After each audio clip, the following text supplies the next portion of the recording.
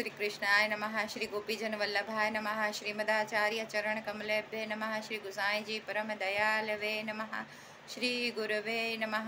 अपने माथे विराजते सेव्य स्वरूपाय नमः। सर्व वैष्णवने जय श्री कृष्ण। अकबर बादशाहનું જે પરમાન હતું કે ગુસાઈજીના સેવકોને કોઈ પણ પ્રકારની તકલીફ ના પડે, એટલે રાજા સ્વયં એટલી બધી એમના પ્રત્યે આદર બતાવતો, સન્માન આપતો. હવે ગુસાઈજીએ પોતાના જીવનકાળમાં પ્રત્યેક દિવસે ઓછામાં ઓછા 2 જીવ શરણે ન આવે ત્યાં સુધી ભોજન ગ્રહણ ન કરવાનો નિયમ લીધેલો હતો. અને રાજસી, તામસી અને સાત્વિક એવા બધા જ પ્રકારના જીવોને આપશ્રીએ શરણમાં લીધું હતું.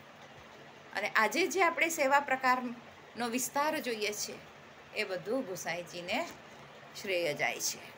અને એના માટે એક સુંદર વાક્ય છે, વૈષ્ણવ જન તો મુક્તિ ન માંગે, માંગે જન્મ જન્મ અવતાર, નિત્ય લીલા નિત્ય ઉત્સવ નિરખવા નંદલાલ. એટલે અન્ય માર્ગમાં મુક્તિને મહત્વ આપેલું છે કે બધા મુક્તિ માંગે છે અને એના માટે ધ્યાન, ધારણા, તપ, જપ, તપ એવી રીતના બધા સાધનોનો ઉપયોગ કરે છે. પણ પુષ્ટિ માર્ગમાં મુક્તિને તો તુચ્છ માને છે, એ ભક્તિ માંગે છે. હવે મુક્તિ એટલે શું? તો ભગવાનમાં ભળી જવું. અને ભક્તિ એટલે શું? તો ભગવાનના સાનિધ્યમાં રહીને પ્રભુને સુખ કરવા માટે લાડ લડાવવા.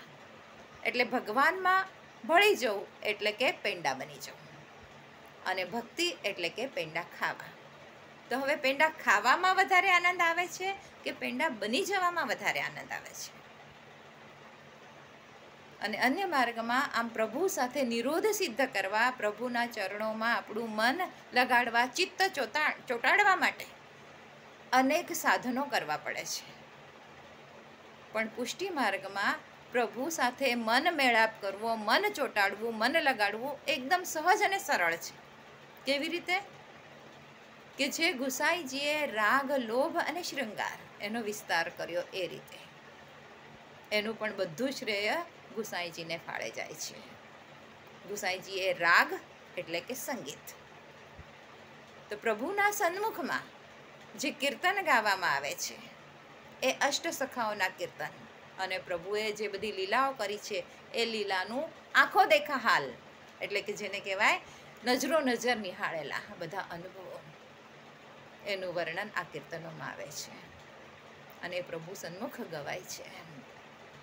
અને એના માટે ગુસાઈજીએ આ કીર્તન પ્રણાલી શરૂ કરી અને એના માટે અષ્ટછાપ કવિઓની નિયુક્તિ કરી. એમાં 4 કવિ ગુસાઈજીના હતા અને 4 મહાપ્રભુજીના સેવક હતા. એવી રીતના હવે ક્યાંક દૂર સંગીત ચાલતું હોય અને એના સૂર આપણા કાને અથડાય તો તરત જ આપણું મન ત્યાં દોડે છે. અરે આ કેવા સુંદર સૂર છે, કયું સંગીત છે, કયું ગીત હોઈ શકે છે? એટલે મન ત્યાં જોડાઈ ગયું. એવી રીતે કીર્તન સાથે આપણે આપણું મન જોડી શકીએ છીએ પ્રભુના ચરણોમાં. અને સૃષ્ટિનું બધું બ્રહ્માંડનું જે બેસ છે એ સંગીત જ છે. એટલે સહજતાથી આપણે પ્રભુ સાથે જોડાઈ શકીએ છીએ. ત્યાર પછી છે સંગીત, પછી છે ભોગ. ભોગ એટલે ભોજન. તો હવે ભોજનનું તો મહત્વ શું કહેવું, એ તો બધા જ જાણે છે કે અલગ અલગ આસ્વાદ એ પ્રભુના માટે તમે વિનિયોગ કરો. પાકકલા, નિત નવી સામગ્રી, એટલી બધી વિપુલતા, એટલી બધી વિવિધતા આ પાકશાસ્ત્રમાં ગુસાઈજીએ, અને એ પણ ઋતુ અનુસાર, સમય અનુસાર પ્રભુને અલગ અલગ સામગ્રી બનાવી અને ભોગ ધરો, પ્રભુ માટે સિદ્ધ કરો. તમારી અંદર જે આવડત હોય એ. અને આપણું મન ક્યારે એમાં ચોટે કે આપણા મનગમતો આપણે કામ કરતા હોઈએ તો મન એમાં ચોટે છે. તો તમને રાગ ગમે છે તો કીર્તન શીખો, ભોગ ગમે છે તો સુંદર સુંદર સામગ્રી બનાવો અને પ્રભુને આરોગ આવડાવો. અને ત્રીજું છે શૃંગાર. શૃંગાર એટલે સુંદર સુંદર વસ્ત્ર, આભૂષણ ધારણ કરવા. તો આ કોને નથી ગમતું?